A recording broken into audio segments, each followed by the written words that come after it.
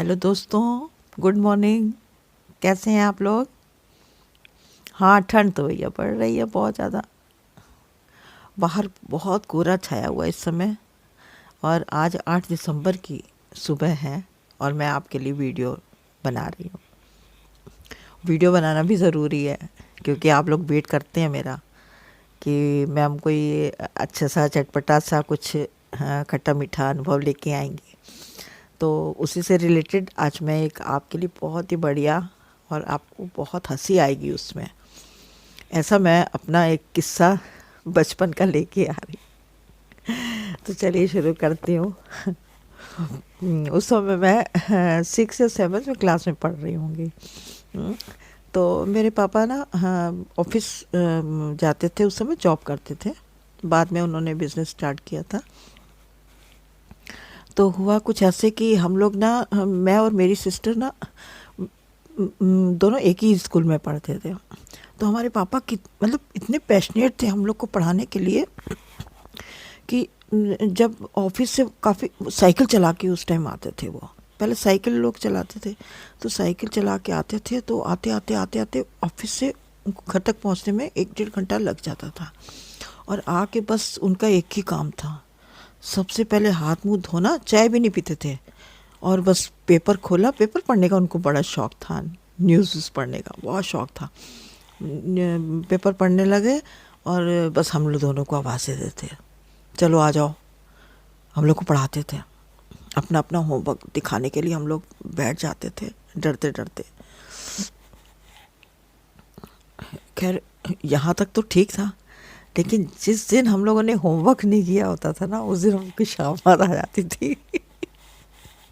और सच में आज भी दोस्तों में वो दिन याद करती हूँ ना, इतनी हंसी आती, मैं अकेले ही हंसती रहती हूँ वो सोच के। अभी आपको बताऊंगी क्या होता था।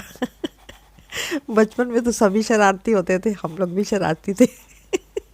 वैसी शरारतें नहीं करते, साइलेंट शरारतें होती थी हमारी, चुपचाप सी। तो होता ऐसे था कि जब पापा हम लोग को आवाज़ देते तो हम लोग डरते बहुत थे पापा से।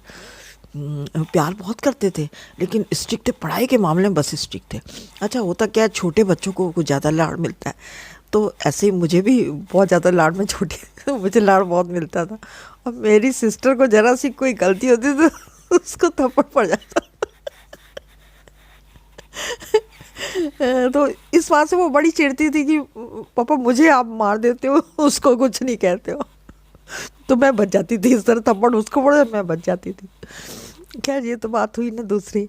लेकिन जब वो आवाज़ देते ना हम लोग को कि चलो लेके आओ अपनी अपनी कॉपी किताब, तो हम लोग जाके बैठ जाते पास में दोनों जाने, एक एक करके भी, दोनों एक साथ भी नहीं, थोड़ा सा हो जाता ना, तसल्ली हो जाती, चलो एक पास में बैठा हुआ है।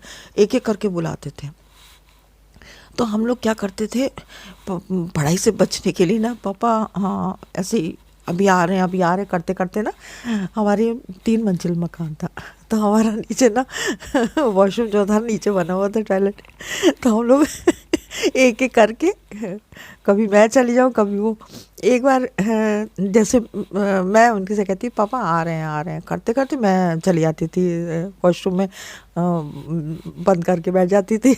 और मेरे पापा आवाज़ें देते रहते थे, वेट करते रहते। वो अच्छा थके होते थे, उनका ध्यान थोड़ा सा न्यूज़पेपर में भी होता था। तो साथ में न्यूज़पेपर पढ़ते जाते, जब देखते हैं 5-10 मिनट हो गया अभी तक आई नहीं वो, तो मेरी सिस्टर से कहते थे हाँ, चलो तुम कॉपी किताब निकालो और वो कहाँ है। तो कहने लगे पापा ये आ रही है आ रही है आ रही है, ऐसे करके। तो मुझे, हम लोग सो जाते थे सो जाती थी अंदर ही, और सो जाती, वो आवाज़ें लगा, कहते अभी तक आई नहीं, आधा घंटा हो गया, उसको आवाज़ दो। तो वो फिर मुझे आवाज़ देती ऊपर से, तो मैं क्या हाँ आ रही हूँ ऐसे कर करके ना, फिर मैं पता था कि अब बचने का कोई रास्ता नहीं है, कुछ टाइम तो निकल ही आता था इस तरह से, चलो इतनी देर में पापा को नींद आ जाएगी, ऐसा सोच के चलो आ जाती थी मैं। फिर कहते हैं इतनी देर लगा दी, हाँ पापा या पापा, ऐसे करके डरते बहुत थे, तो मुझसे आवाज़ नहीं निकलती थी, बस ऐसे बोलते रहते थे।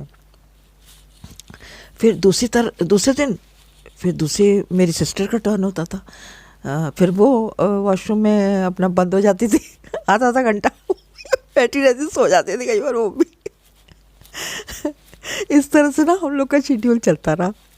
अब वो धीरे धीरे, अब पहले तो नहीं, उनको समझने में टाइम लग, कई बार अच्छा ऐसा भी होता था, बहुत थके होते थे ना, तो पेपर उनके हाथ से छूट जाता तो सो जाते थे एकदम से।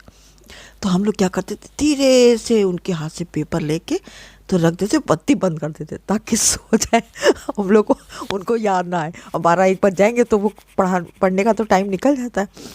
तो हम लोग फिर ना क्या करते, लाइट ऑफ कर देते थे और धीरे से उनके हाथ से पेपर लेके रख देते थे।